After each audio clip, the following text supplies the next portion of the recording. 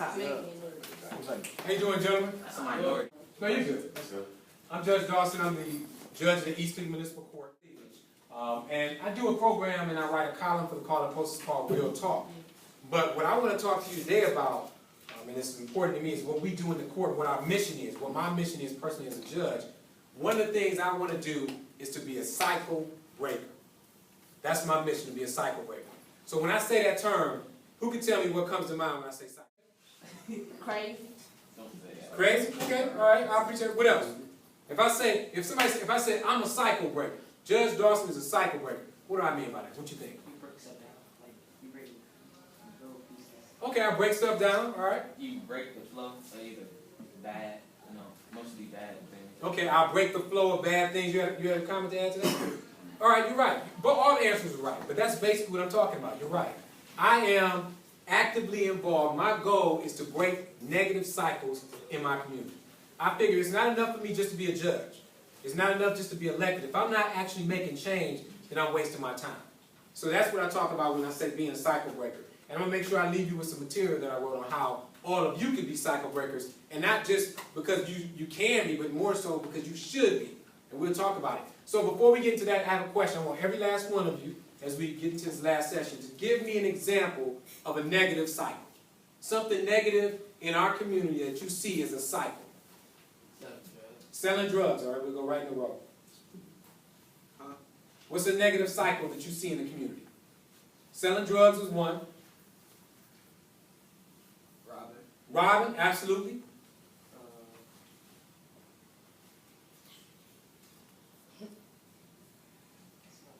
Smoking, and you know what? As a quick time out, another cycle that we're going to break as you guys are entering 9th grade, and I just thought of this, is the cycle of being unprepared as young men.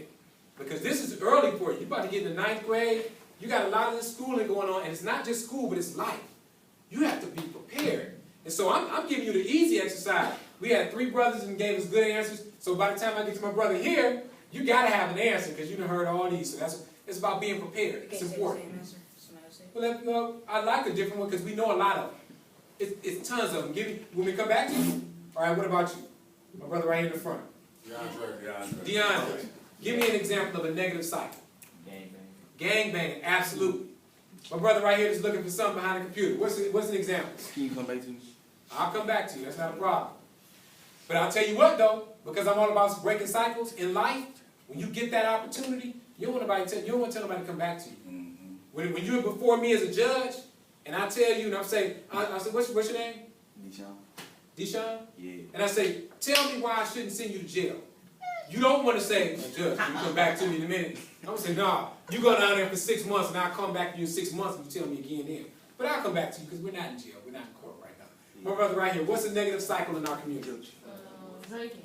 Drinking. That's a good one. Crime. He just hit it hard, crime, right across the board. Cocaine. What about you can even think about school. What's some negative things that happen in school? Fighting. You want to know? Another one that happens in school, fighting. Fighting. Bullying. Littering, absolutely. Dropouts. Go ahead, my brother. It's on you. What's the negative cycle that happens either in school or in our community? They said them all. No, there's plenty more. I got one. Go ahead. Sexual harassment. Because some chicks be doing that. Sexual harassment.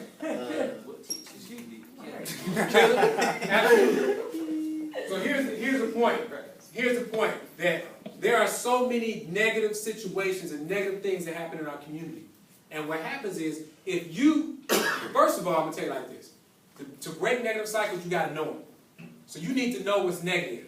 And for the few of you, or the 2 of you, who didn't know a negative cycle, I'm going to tell you, as a judge, and you may just be feeling that way today because it's summer and you're tired, I could be a little worried about you. Because you may not even know what to avoid. So you're going to go out there, and I don't know, you're getting a stolen car, somebody give you a big bag of white things, you're like, what's these? It's crap. Well, I didn't know, because I don't know any negative cycles. Or somebody give you a big pound of something that's green and smell funny. Oh, that's weed. I got a weed kit. I didn't know, because I don't know about weed. So we all know negative cycles. I hope you were just, a little tired and just didn't want to engage me at the time. You got to know the negative cycles, because we need to break them.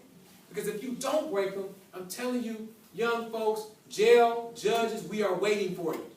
They just built a brand new juvenile facility downtown where they're housing you because of these negative cycles.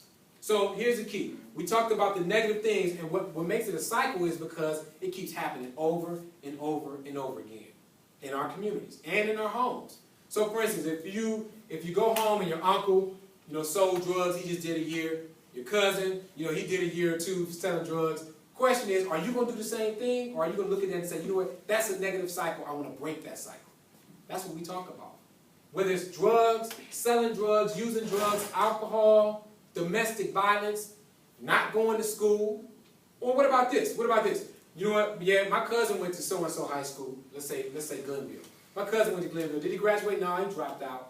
What did he tell you about school? He had fun, he was a class clown. Are you going to do the same thing? So it's like, you got to look at these cycles and say, you know what, that's negative. I want to be better than that. I want to live my best life. And all these negative things that happen in our community, I'm telling you, you'll be before me. You'll be doing some jail time. And that's another thing. In my court, that's a cycle. In and out of jail. We see so many people, and I forgot this is my bailiff Sanders. Good morning. We see so many people with the same types of cases, or even different cases, but he'll say, bailiff Sanders, like, Judge, that dude was here last month, or he was here last year. And I'm like, for real? Because I'm just doing my thing up there. I may not remember. He has a great memory. He was here last month. And I'm going to tell you something else about being a cycle breaker. He'll tell you, I'll let you talk. Talk to him about 24/7 in the video. I just don't know. The video is always playing in your life. You don't know who's watching. So you got to be careful who you associate with and the things you do. You never know who you're going to meet. You don't know who's in the room or who got what. So you should always be on your best behavior and always show your best. Don't be ordinary, be extraordinary every day you leave your house. Because you never know who's watching you. So you got to be careful. All your association, all your friends, the friends you with, you got to do background checks on them. Because they're doing background checks on you. Because you be guilty by association, anything you do. So you got to be careful of your friends. So you got to be mindful of everything you do every day when you walk out your threshold of your front door. Because someone's watching. That's how life is. The police don't do the greatest of work. Most people tell the police what you're doing. So they get help from the community. So you always got to be on your best behavior in anything you do. In school, walking home school, you in stores. Just be the greatest you can be. And be mindful of people around you in everything you do, okay? And let me give you another example about everybody, sometimes you're being watched, or all the time you're being watched. Prime example, this is how me and Bailiff Sanders always work. So we're in court, cases will come up before me, and I'll say, you know what, Bailiff, I'm in a good mood. I'm going to do this, I'm going to do that. And you know what he'll say to me? Oh, that was that young man in that Hollister t-shirt. And remember, you kept asking him questions and he didn't want to participate? Don't give him a break. I'll be like, for real, Bailiff Sanders? I look at you, I'm like, was that? I'm like, that was that guy. I asked him 3 times to give me a negative side. But that's how life works. That's how life works. Be careful. Because somebody's there always watching you. And you guys are at the level where what you do now is going to set you up for the rest of your life. See, that's what people don't think about. What you do in the 9th grade, and how old are you, 13, 14, 15? 14, 15, okay. What you do now at 15 is going to set up the life that you have at 25. Whether you believe it or not, the people you meet, the books you read, the places you go, the cases you catch or don't catch. All these things you do now are going to set your life up for the future. What you do at 25 is setting up the type of life you're going to have at 35. So that's the thing. People don't normally see the bigger picture. Keep that in mind. So what you do now is important. The people you see, who you impress, the relationships you forge with the men that's taking time to be in your life today. That's all through this program. That's how a lot of people get good jobs, just by association and meeting people. When you have healthy relationships, that goes a long way. When you got bad relationships, it goes the other way. A long way that way too. Right. A lot of time, you and him in and out of court, he keep getting you in trouble, she keep getting you in trouble. Your relationships are everything. So keep your relationships healthy with everybody around you. That's the key to success. Now, what I'm going to do real quick, just talk about some things about being a cycle breaker. You had a question? What's up, Bailiff? Oh, what's a bailiff? That's a good question. Oh, what's a bailiff? Oh, I'm his chief personal bailiff. I make sure the courtrooms ran smooth. I make sure his docket is ran. I reschedule court dates and give people court dates. I look over cases, see what a person needs to do to get their license. Now we're just doing felony cases now. So now I gotta review felony cases and look at some of those to see which way they gonna go. And sometimes I have to take people to jail. You watch Judge Murray or whatever his name from the beard. Matthew. You the one like The guy stands in the corner. Yeah, like stands off to the side. Yeah, I'm that guy. Yeah. But you know what, I'm glad you asked that question, because here's what's important about that, and it's off script. But see, you know, he says sometimes you have to send people to jail. Basically, when you come in that courthouse, you know, of course, I'm the judge, but the bailiffs run that courthouse. If you get out of line, if you say the wrong word, I'll be back there getting ready for the cases. He'll put you in jail if you come in with shorts on. So he runs that. Why do I say that? It's because you have to recognize as young people a level of authority.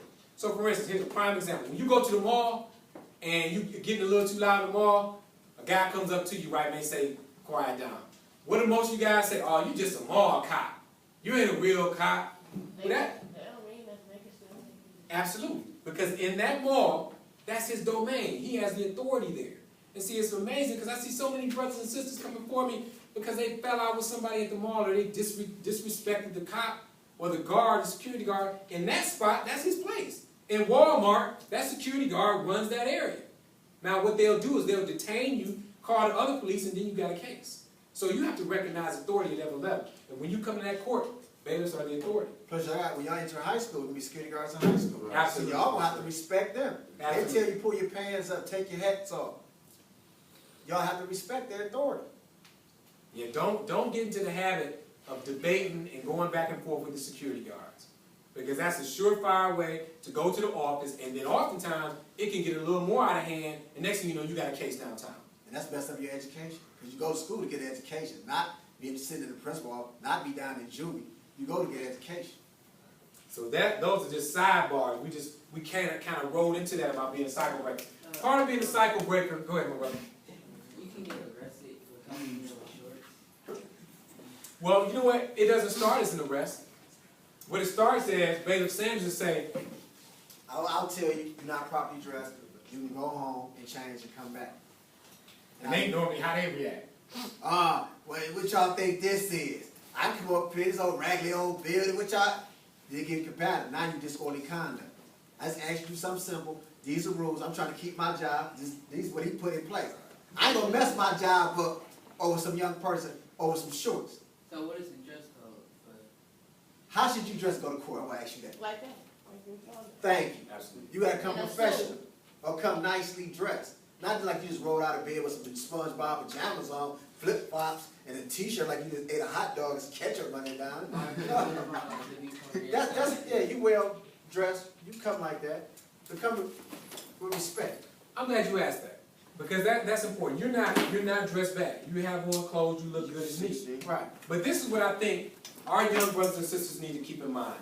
Everything that you do nowadays is so competitive for jobs. It's so competitive to get your position in life. Always be on your best behavior. Always dress for success. Act successful. Conduct yourself positively in the community. Because what happens is it makes a difference. So here's the deal.